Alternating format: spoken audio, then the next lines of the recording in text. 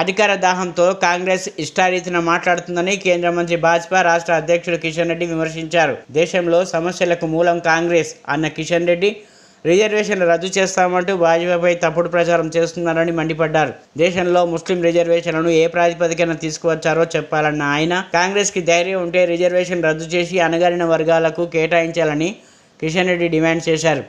భాజపా అంటే British Janata party అన్న ముఖ్యమంత్రి రేవంత్ రెడ్డి వ్యాఖ్యలపై కిషన్ రెడ్డి ఎదురుదాడి చేశారు.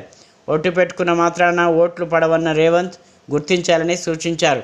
పార్లమెంట్ ఎన్నికల తర్వాత అసమ్మతి వచ్చే కుర్చీకి ముప్పు వస్తుందని రేవంత్ ఆందోళన చెందుతున్నారని కిషన్ రెడ్డి విమర్శించారు. కొడుకు తర్వాత ఇంకొకరు ఇదే రాశారా రాజ్యాంగంలో బాబాసాహెబ్ అంబేద్కర్? జమ్మూ కాశ్మీర్లో ఆర్టికల్ 370 జిన్నా రాజ్యాంగం పెట్టాలని రాజ్యాంగంలో పొందుపరిచాడా డాక్టర్ బాబాసాహెబ్ అంబేద్కర్?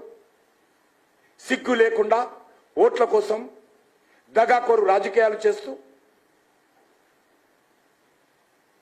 73 సంవత్సరాల పాటు ఆర్టికల్ 370 జిన్నా రాజ్యాంగాన్ని ఈ దేశంలో జమ్మూ కాశ్మీర్ అమలు చేసి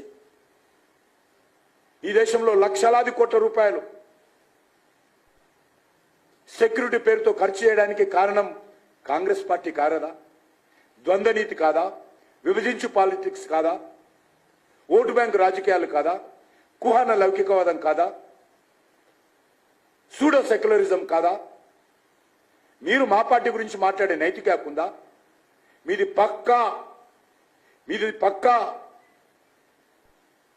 ఇటలీ కాంగ్రెస్ పార్టీ. మీది కాంగ్రెస్ పార్టీ కాదు, మాది పక్కా లోకల్ పార్టీ. మాది భారతీయ జనతా పార్టీ పక్కా లోకల్ పార్టీ. ఈ దేశం కోసం, ఈ ప్రజల కోసం ప్రాణాలైనా ఇస్తాము, గతంలో ఇచ్చాము కూడా.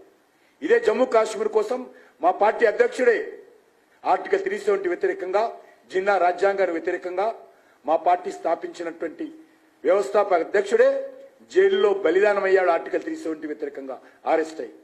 మాది పక్కా లోకల్ పార్టీ, పక్కా మీది ఇటలీ పార్టీ. మీరు మా గురించి రాలేస్తారా? ఏదో ప్రచారం వస్తుంది కాబట్టి నోటికి ఏదో వస్తే మాట్లాడితే కూర్చుంటాం అనుకుంటారా?